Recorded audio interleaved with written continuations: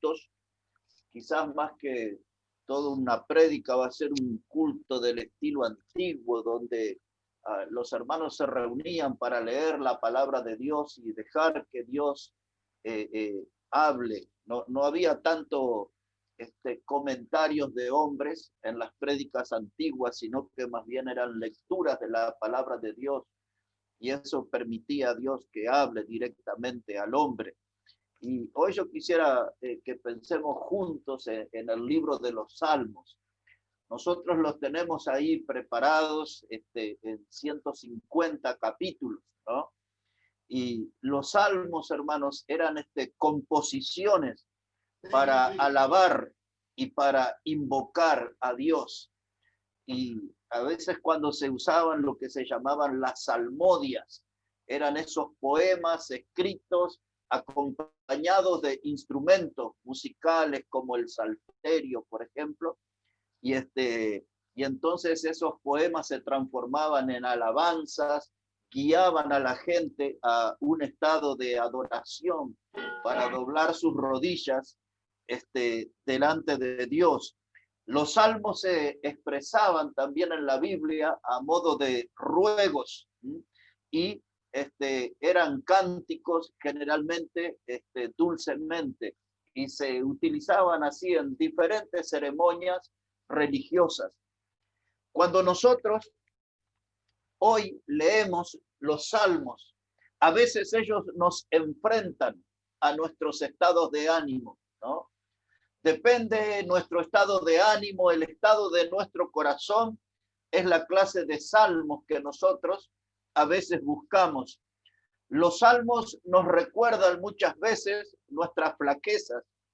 Los salmos nos hablan de los momentos oscuros, nos hablan de las horas difíciles en nuestra vida. En los salmos muchas veces están reflejados lo que son nuestros fracasos, nuestras frustraciones en la vida. Por ejemplo, si recordáramos el Salmo 38, es un salmo de confesión. El 38 y el 51 hablan del mismo pecado que cometió David con Betsabé. Y ese salmo, por ejemplo, en el 38, David estaba contando cómo quedó él después del pecado, cuáles fueron las consecuencias de ese pecado. Y entre otras cosas, David decía en el verso 3 que no había nada sano en su carne. Después que la gente pensaba que el pecado podía ser algo placentero, sin embargo, David comienza diciendo, no hay nada sano en mi carne a causa de la ira de Dios, de cómo Dios respondió sobre ese pecado. Y David decía allí en ese Salmo 38, no hay paz en mis huesos a causa de mi pecado.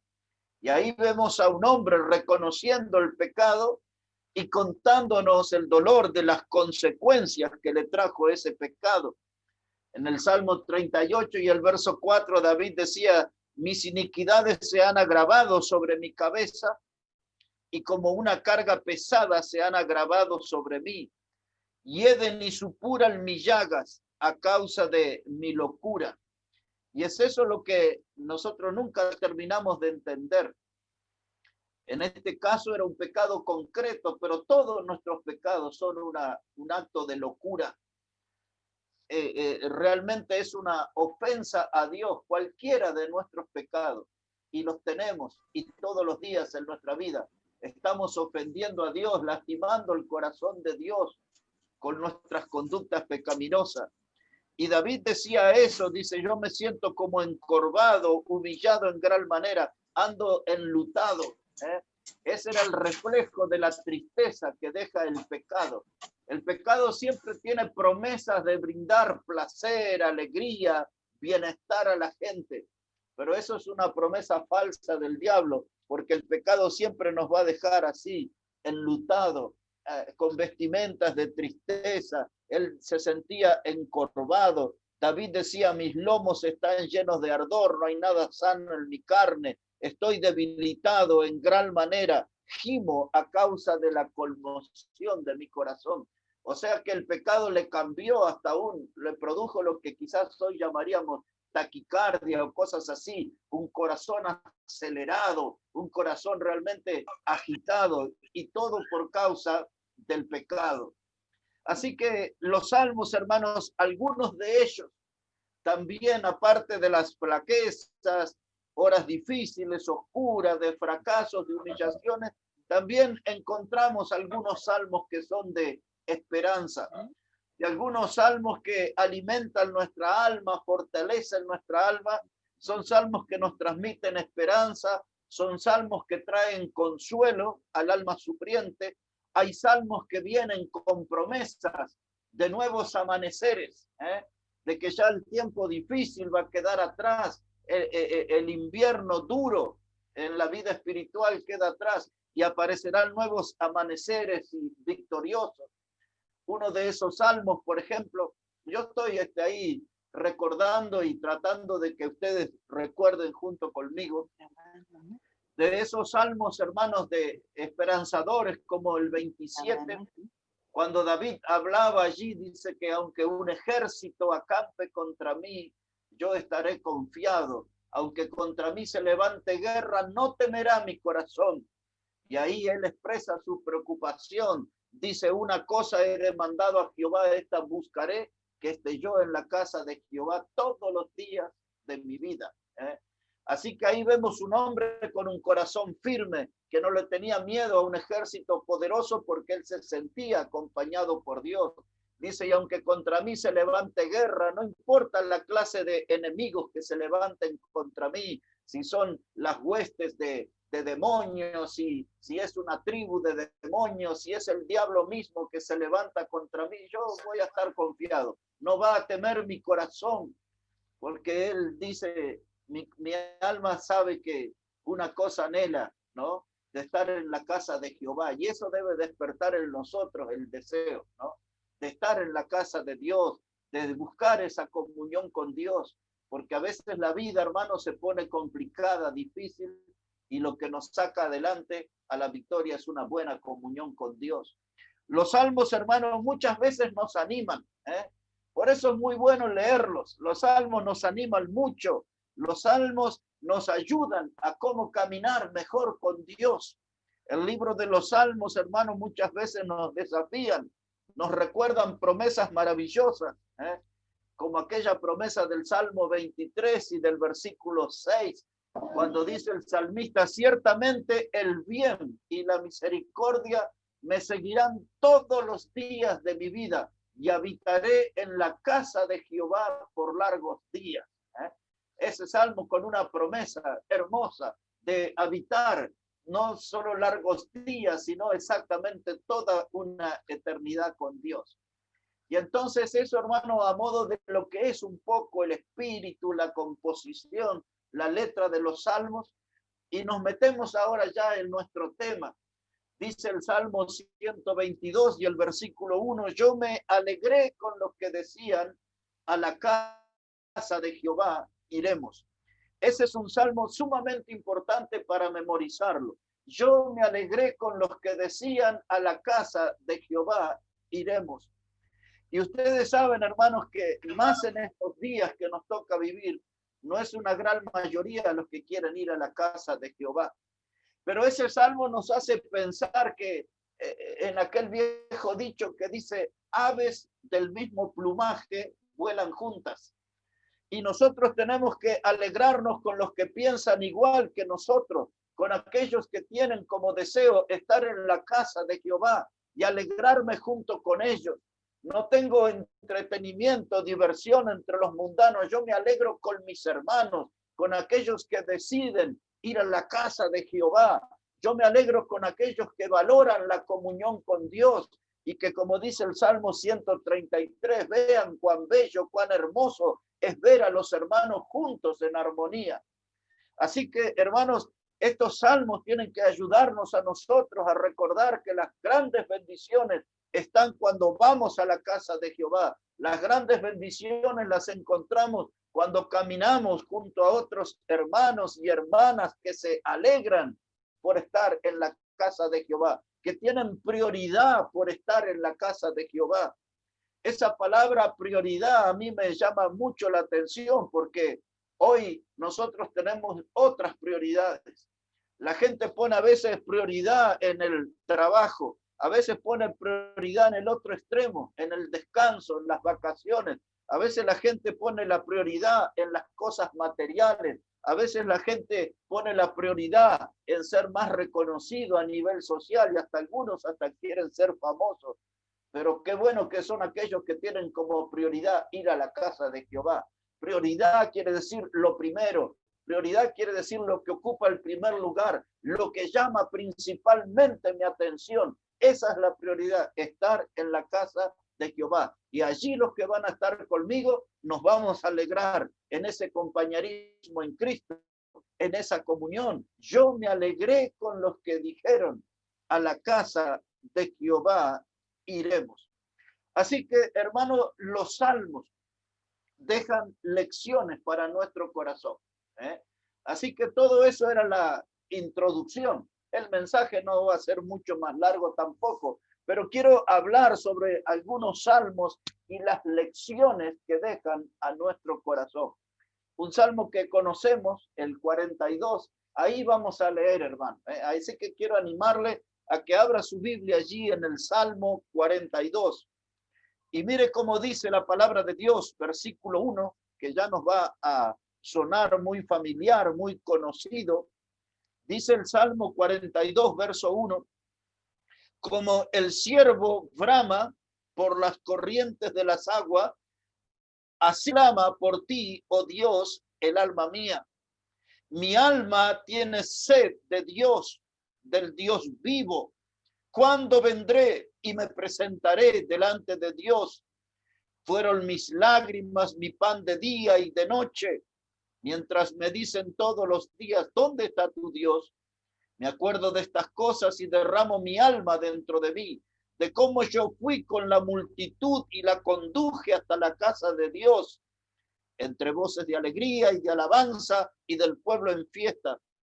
¿Por qué te abates, oh alma mía, y te turbas dentro de mí? Espera en Dios, porque aún he de alabarle, salvación mía y Dios mío. Aquí vemos un corazón afligido. Aquí vemos un hombre con un corazón melancólico, que recuerda su pasado con nostalgia. Pero también la primera mirada nos lleva a ver a un hombre de corazón afligido, pero con un alma sufriente, un alma reseca. Y él describe esa situación espiritual pensando en la figura de un siervo que está jadeando junto a las corrientes de agua. Yo quiero que usted note que un siervo en ese lugar, junto a la corriente de agua, está en una zona de riesgo. Está en una zona de serio peligro. El siervo está sediento y hay veces que tiene que decidir en su vida si se muere de sed o si se va al río y arriesga que le sale un cocodrilo, donde a campo abierto puede venir un león, un leopardo, alguna clase de bestia que él está desprotegido junto al agua. No tiene el refugio de una cueva del monte protegido. Y él tiene que los riesgos, pero voy a ir a el riesgo de la incomprensión, el riesgo de los ataques salvajes que recibimos muchas veces de la familia, de los amigos, de los vecinos, y sin importarme en todo el que dirá, mi alma está sedienta y esa sed va a ser saciada por Dios, porque él dice ahí claramente, mi alma tiene sed de Dios. Esta sed no se calma en el mostrador de un bar o en una mesa de un restaurante. Esta clase de sed, la que padecen nuestras almas, solamente puede ser calmada por el agua viva de Dios. Dice él, mi alma tiene sed de Dios. Y cuando mi alma no está satisfecha con la presencia de Dios, entonces me pongo melancólico. Cuando mi alma sufre lejos de Dios, cuando siento el vacío de la ausencia de Dios en mi vida, en mi andar,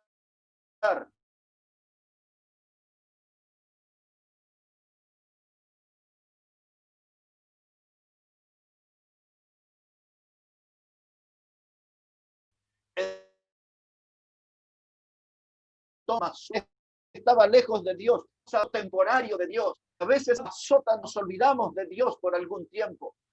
A veces nos olvidamos de Dios y nos metemos en nuestro trabajo y nos metemos en nuestros estudios y nos metemos en nuestros negocios y nos metemos en nuestros conflictos familiares y nos metemos en batallas ajenas, nos metemos en tantas cosas que Dios escapa de nuestra memoria.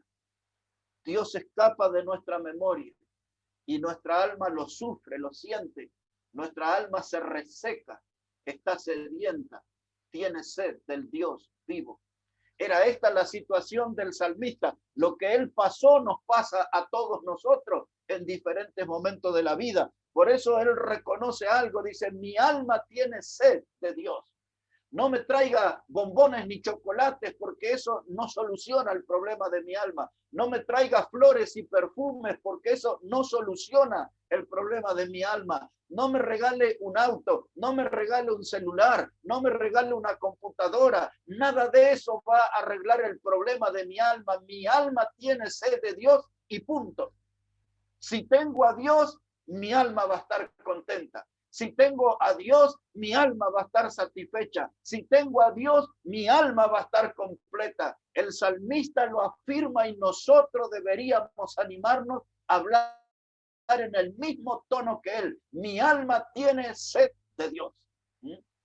Y ahora ahí estaba el problema, porque hubo un abandono espiritual, hubo una pérdida de la memoria acerca de Dios. Lo perdió de vista a Dios. Se metió en los asuntos de la vida, en los caminos de la vida, se metió en los terrenos mundanales y ahora él se dio cuenta que Dios estaba lejano porque su alma estaba a punto de morirse de sed. Mi alma tiene sed de Dios. Y ese, hermanos, ese salmo, esta situación es una invitación para hacer una pausa en nuestra vida y saber dónde estamos parados hoy. Porque tal vez nuestra alma nos está reclamando del agua de vida, es decir, de Dios mismo. Mi alma tiene sed de Dios. Él se animó a reconocerlo. Nosotros no nos animamos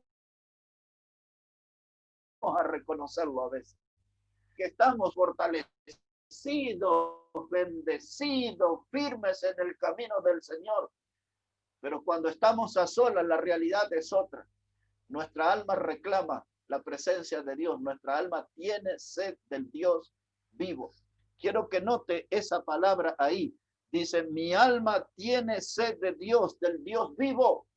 No intente engañar a su alma con un ídolo muerto. No intente engañar a su alma con una virgencita, un santito milagroso, ser reemplazado al Dios vivo. Necesito su presencia necesito volver a sentir esa presencia de Dios refrescando mi alma.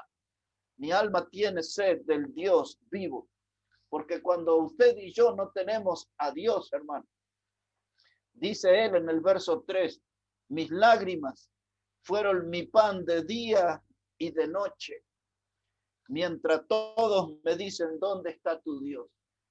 Es decir, que aún la gente misma, otros cristianos u otros mundanos, se dan cuenta que esa persona no era la misma. En el vecindario se comentaba, ¿qué le estará pasando a esa persona? ¿Cómo ha cambiado? Mire, no es el mismo, no es aquel de vida pujante, de vida abundante, no es aquel de corazón alegre, no es aquella persona llena de proyectos y de entusiasmo. ¿Qué le estará pasando? ¿Qué le estará sucediendo? Mire, ahí sus ojos están hinchados, morados, como evidencia que por las noches llora, hay algo que le aflige, hay algo que le está haciendo daño. La gente se miran unos a otros y se preguntan, ¿qué le pasará? ¿Dónde está su Dios? Hermanos, el mundo sabe cuando nosotros estamos pisando en falso. El mundo lo nota cuando nosotros no estamos caminando bien con Dios. Y a veces notan cosas muy sencillas, porque no nos ven los domingos. Salir ahí las hermanas con su falda, con su vestido, rumbo a la iglesia. No lo ven al hombre ahí bien arregladito, preparándose para ir al culto con su Biblia en la mano, con los niños al lado. La gente se da cuenta que ya algo está fallando en la comunión con Dios y se preguntan, como dice el salmista, ¿dónde está su Dios? Este salmo es una invitación a revisar, hermanos, el estado de nuestra alma. Este virus que tanto se habla ha dejado a la gente desconectada de la realidad.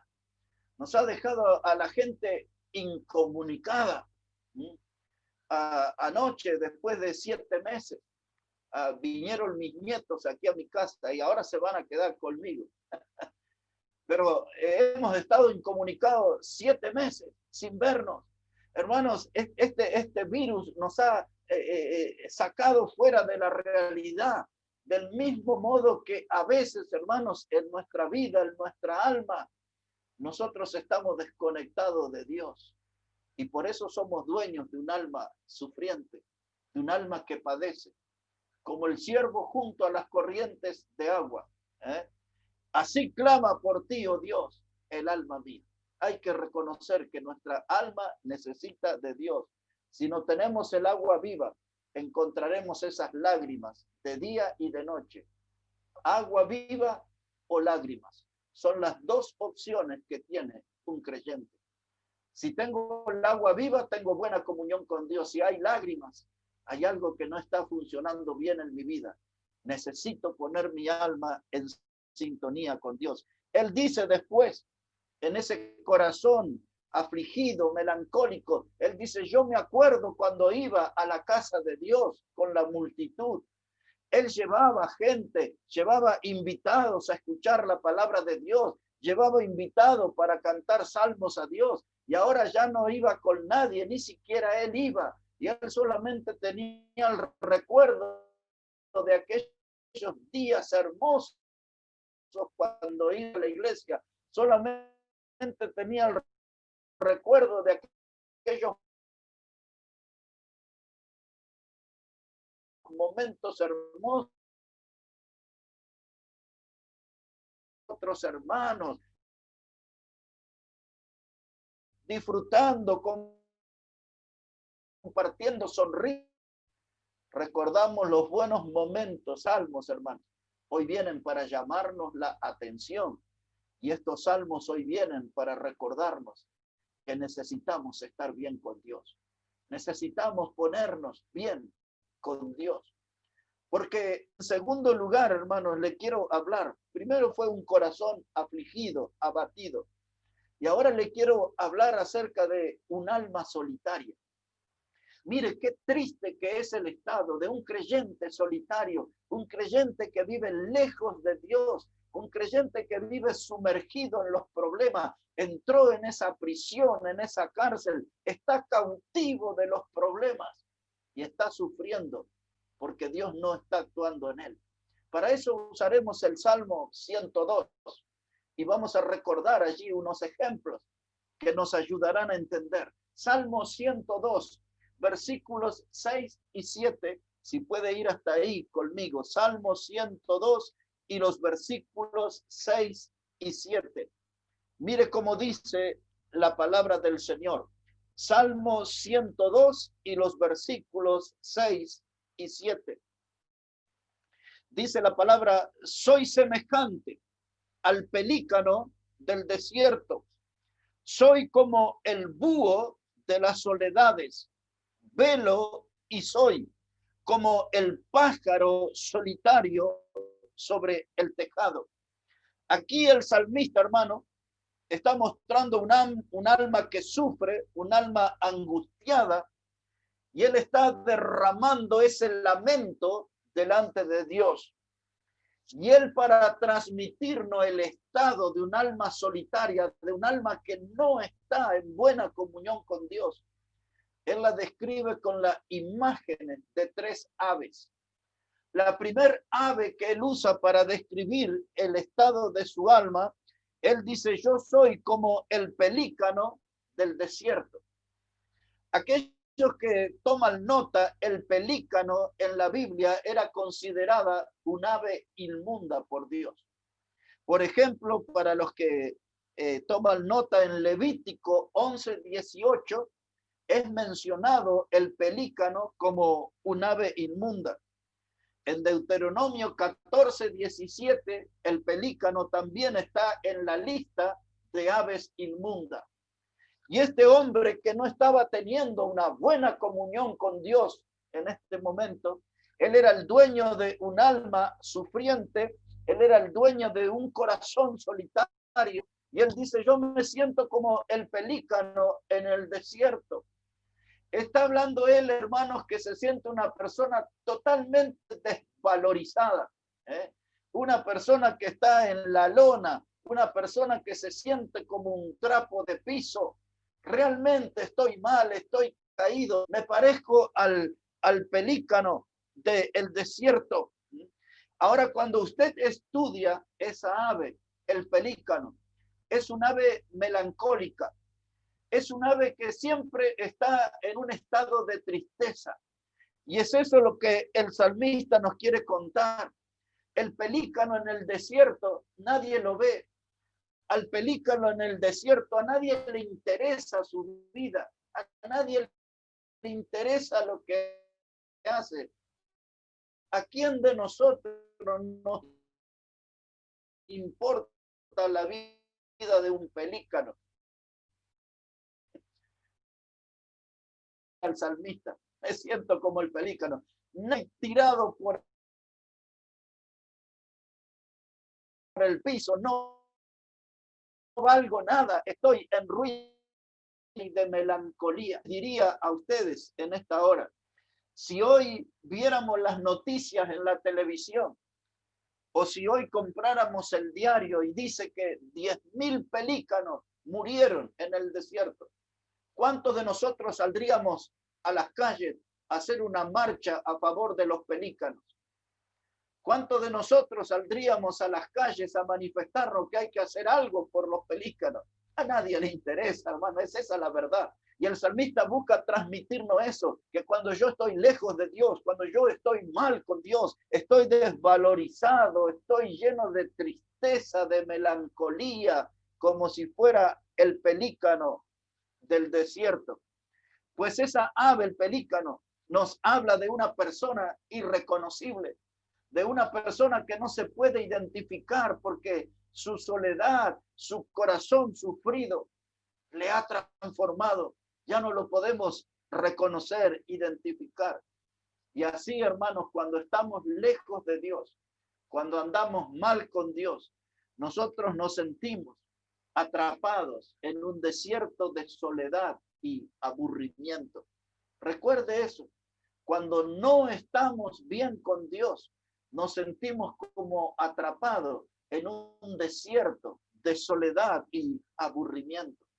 Ahora el salmista quiere tratar de mostrarnos más a profundidad el estado de su alma. Y él dice: me siento como el pelícano del desierto, pero hay momentos que me siento como el búho de las soledades. Mire, hermano, el búho generalmente es una ave que hace su casa en lugares abandonados o sobre los panteones en los cementerios. El búho es de la familia de las lechuzas, por ejemplo. Y usted siempre que va a ver el búho, lo va a ver en una casa que ya está en ruina, que es escombro, o va a ver que él hace sus nidos en los cementerios. El búho siempre en la historia fue como el abanderado, como el emblema de la tristeza. El búho no es un ave alegre. Nunca usted va a ver un búho alegre. Y el salmista usa esa ave para reflejar el estado de su alma. Nunca tengo una alegría. siempre estoy en lugares desolados, siempre estoy en lugares rodeados de muerte, siempre la desgracia está a mi lado. Y así nos describe el salmista el estado desesperante de su alma. Así él nos describe cómo entró en un estado de depresión profunda, de tristeza profunda.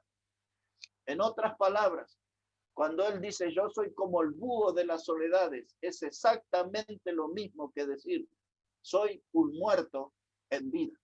Soy un muerto en vida.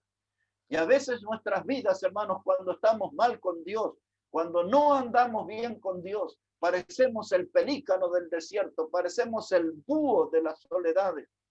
Y ahora la tercera ave que él usa es aquí como el pájaro solitario. Ese pájaro solitario en el Nuevo Testamento, en los evangelios, Jesús le llamaba los pajarrillos. Y esos pajarrillos son los que nosotros conocemos hoy como los gorriones. El pájaro solitario en el Salmo se refiere a lo que nosotros conocemos como el gorrión. Es el ave más simple, más común, andan por todos lados. El gorrión allí en el tejado está hablando de un ave que perdió su pareja. Entonces el salmista nos está queriendo transmitir eso. Él dice, como el pájaro solitario sobre el tejado. Pájaro solitario sobre el tejado. Es decir, que no tiene su pareja, no tienen a alguien a su lado para alegrar su vida, para entretener su vida. No tiene a alguien a su lado para que le haga su vida divertida, feliz.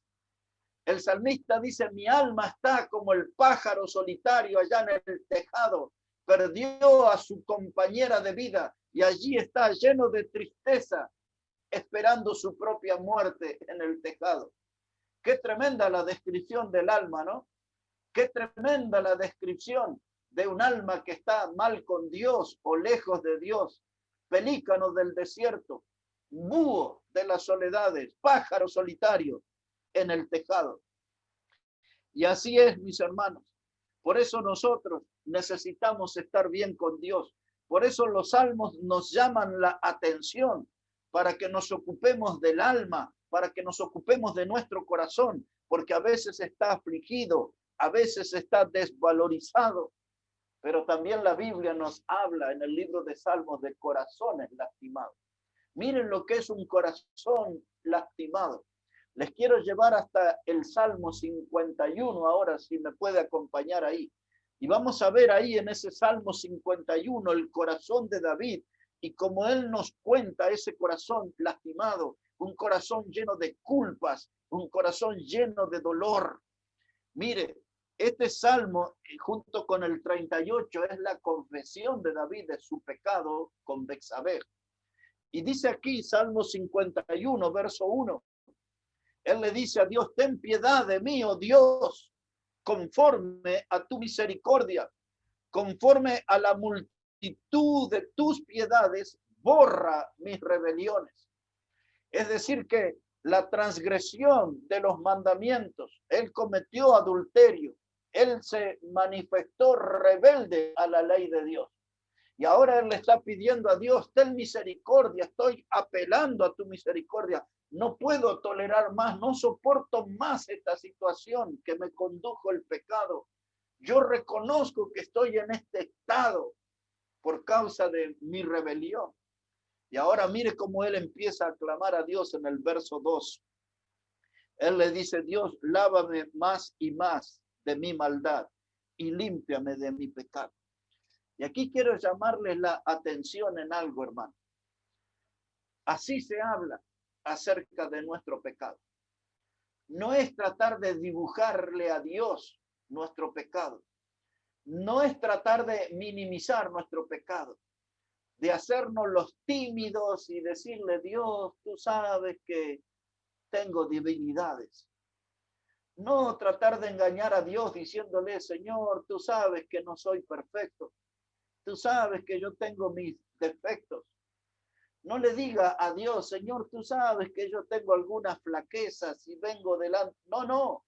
David dice claramente, su situación y nos enseña a nosotros cómo tenemos que presentarnos delante de Dios. Cuando hay un pecado en mi vida, tengo que ir a Dios y decirle, lávame de mi maldad. Porque el pecado, cualquiera sea el rostro del pecado, cualquiera sea la clase de pecado, es una maldad. Y David dice, esto que yo hice es una maldad. Lávame, por favor, Dios, de esa maldad. Y mire lo que él agrega en su confesión, versículo 2. Le dice, y límpiame de mi pecado. David no se hizo el tonto. David no minimizó la situación. No le dijo, Dios, límpiame de mi defecto. No le dijo, límpiame de mi debilidad, de mi flaqueza. No, le dijo la verdad. Le dijo, Dios, límpiame de mi pecado. Yo asumo mi responsabilidad. Esto fue mi pecado. Límpiame, por favor, Dios, porque ya no puedo convivir con ese pecado. Necesito sentir tu perdón. Necesita mi alma una caricia divina. Necesito sentir ese alivio que tú me has perdonado, me has limpiado. Y mire, y él avanza en la confesión. Yo no le voy a leer todo, pero hay algo que quiero rescatar aquí. En el versículo 7, si pueden mirar ahí, por favor. Dice David, dice, purifícame con hisopo y seré limpio. Lávame y seré más blanco que la nieve. Mire ahí la palabra hisopo. Es algo que a nosotros nos llama la atención. El hisopo era un pequeño arbusto.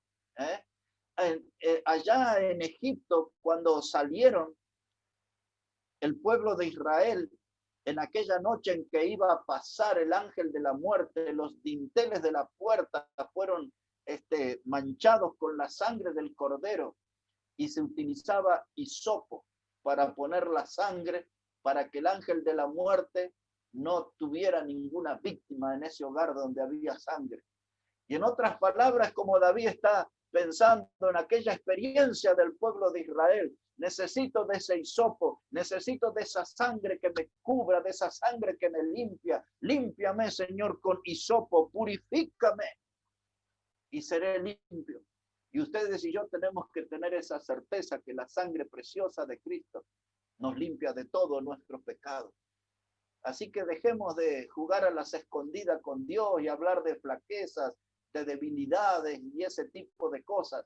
Digámosle a Dios, este es mi pecado, Señor. Necesito que sea limpio y yo confío que la sangre de Cristo tiene poder para limpiarme ese pecado. Y claro que lo tiene. Ustedes recordarán conmigo la primera carta de Juan, capítulo 1, verso 9, cuando dice allí, si confesamos nuestros pecados, Él es fiel y justo para perdonar nuestros pecados y limpiarnos de toda maldad. 2 versículos antes de ese hablaba que la sangre de Jesucristo nos limpia de todo pecado. Hermanos, Dios puede perdonar nuestro pecado, Dios puede limpiarnos de toda maldad. Esa es una verdad en el Antiguo Testamento y es una verdad en el Nuevo, y eso tiene que animarnos a nosotros a ir delante de Dios con nuestros pecados sin disfrazar el pecado, mostrárselo a Dios como es y dejar que Él actúe limpiándolo, al punto tal que dice el versículo 7 en la parte final. David le dice, lávame y seré más blanco que la nieve. ¿Por qué él pidió eso? Porque él sabe que Dios tiene misericordia suficiente y él tiene poder suficiente para sacar todo lo oscuro de nuestro pecado y dejarlo blanco como la nieve. Qué lindo que es andar así por la vida, ¿no? Sin andar cargando con esa tortura del pecado en nuestras espaldas. Y la única forma de librarnos de ese peso es venir más seguido delante de Dios, presentar nuestro pecado y dejarlo que Él lo limpie. El libro de los Salmos nos anima a esas cosas. El libro de los Salmos nos ha hablado ya del corazón afligido en el 42. El libro de los Salmos nos ha enseñado del corazón solitario y desvalorizado en el Salmo 102. El Salmo 51 nos habla del corazón lastimado. Y ahora quiero hablarles de un salmo que nos anima a vivir cerca de Dios. Y este es el Salmo 84. Si podemos ir hasta allí, por favor, al Salmo 84 y ya vamos a ir de razón cerca de Dios.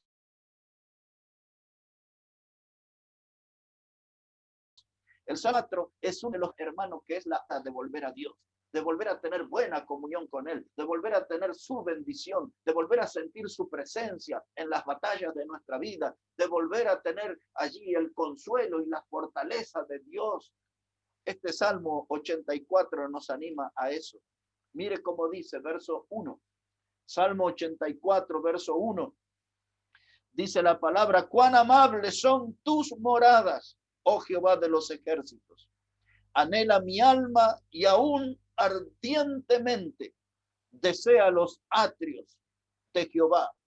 Mi corazón y mi carne cantan al Dios vivo, y aún el gorrión halla casa y la golondrina nido para sí, donde ponga sus polluelos. Cerca de tus altares, oh Jehová de los ejércitos, Rey mío, Dios mío, bienaventurados los que habitan en tu casa, perpetuamente te alabarán.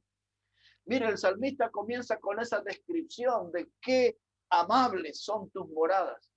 Es decir, que cuando yo me acerco a la casa de Dios, yo voy a tener de su bondad, voy a tener de sus beneficios, voy a tener de su bendición. El salmista lo describe en estos términos. Dice que tus moradas son amables. Dice el salmista aquí que mi alma desea los atrios de Jehová. Yo no quiero un carnaval, una bailanta, un boliche bailable. No quiero una noche de karaoke, ni carnaval carioca u otra clase de mundanalidad. El salmista tiene una elección. Él dice, mi alma anhela los atrios de la casa de Jehová. Y luego él describe que aún el gorrión y las golondrinas son más inteligentes que nosotros, porque ellos hacen sus nidos allí. Y a veces nosotros somos como turistas en las iglesias. Caemos a las reuniones cada tanto. No lo hacemos todos los domingos. No lo hacemos todos los días de culto. Cada tanto, cuando nos acordamos, como si fuera un accidente, aparecemos en la casa de Dios. Y por eso estamos allí, debilitados, anémicos, espiritualmente hablando. Pero tenemos que estar en la casa de Dios, buscar su morada, buscar su presencia, buscar el compañerismo con Dios, buscar la bendición de Dios. No cansarnos de esas cosas, hermano. Buscar y buscar y buscar a Dios continuamente. Por eso en el versículo 4 él le dice, bienaventurados, muy felices, muy dichosos, los que habitan en tu casa. Y termina ese verso 4 diciendo, perpetuamente te alabarán. La gente hoy canta canciones del mundo, memoriza canciones del mundo, silba las canciones del mundo, anda por la calle silbando o andan tarareando canciones del mundo. Pero aquellos que están en la casa de Jehová, esa gente solamente tendrán alabanzas para Dios, alabanzas para Dios. Cantarle a Dios, cantarle a Dios. Hay tantas cosas maravillosas que podemos cantarle a nuestro Dios. Hay tanto para agradecer a nuestro Dios.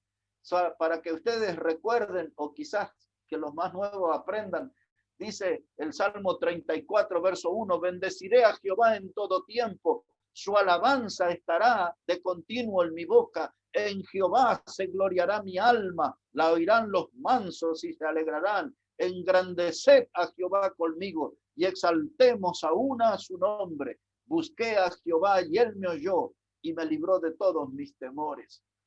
Ese salmo todavía no lo hemos aprendido en la iglesia, pero es un salmo que se canta. Es precioso. El salmo que dice, bendeciré a Jehová en todo tiempo. Su alabanza estará de continuo en mi boca. Aprendemos muchos cánticos de la internet, de las radios, del celular, del raitón y qué sé yo cuántas cosas. Pero deberíamos aprender alabanza a nuestro Dios y bendecir a Dios, porque Él es bueno con nosotros, expresando en cánticos, en alabanza, la gratitud de nuestro corazón a un Dios que es bueno con nosotros. Termino con el Salmo 84 y termino con el mensaje de hoy, hermanos, leyendo aquí el versículo 10, Salmo 84 y versículo 10. Dice la palabra de Dios, porque mejor es un día en tus atrios que 1000 fuera de ellos. Escogería antes estar a la puerta de la casa de mi Dios que habitar en las moradas de maldad. Este texto, hermano, literalmente nos pone entre la espada y la pared. Este texto ejerce presión sobre nuestra vida. Este texto demanda una decisión en nuestra vida. El salmista dice, él aquí claramente, yo prefiero un día de vida nada más en la casa de Dios que vivir 1000 días fuera de ella. En otras palabras, si usted me da a elegir, ¿quiere vivir 1000 días o quiere vivir un día? ¿Quiere vivir 1000 días o quiere vivir un día? Un día en la casa de Dios o quiere vivir 1000 días en el pecado. ¿Quiere vivir 1000 días en las tinieblas? ¿Quiere vivir 1000 días en la compañía del diablo? ¿O usted elige un día en la casa de Dios? Hermanos, la decisión pareciera fácil, ¿no? Pero no lo es. Y yo creo que todos honestamente reconoceríamos que la gran mayoría elegiría los 1000 días en el pecado antes que un día en la casa de Dios. Es una decisión equivocada, desacertada. Es una decisión carnal, ingrata. Porque si somos agradecidos a Dios, a mí deme un día en la casa de Dios. Un día escuchando predicación. Un día cantándole a mi Salvador. Un día disfrutando de la comunión con mis hermanos. Un día compartiendo o viendo cómo Dios reparte sus bendiciones entre nosotros. Yo quiero un día en la casa de Dios. Le dejo los 1000 días para el que quiera, pero a mí deme un día en la casa de Dios. Y dice el salmista ahí también, yo quiero estar en la casa de Dios, no quiero estar en las moradas de maldad. Por eso, hermano, no quiero estar en las moradas de maldad. No quiero andar en aquella gente que no conoce a Dios. No quiero estar con aquellos que se olvidan o desprecian a Dios. Yo quiero estar un día en la casa del Señor. Yo escogería, dice él, estar a la puerta de la casa de Dios. Y déjeme decirle para terminar, ese es un buen lugar. Déjeme decirle a los más nuevos para terminar, nunca deje ese lugar. Nunca deje ese lugar.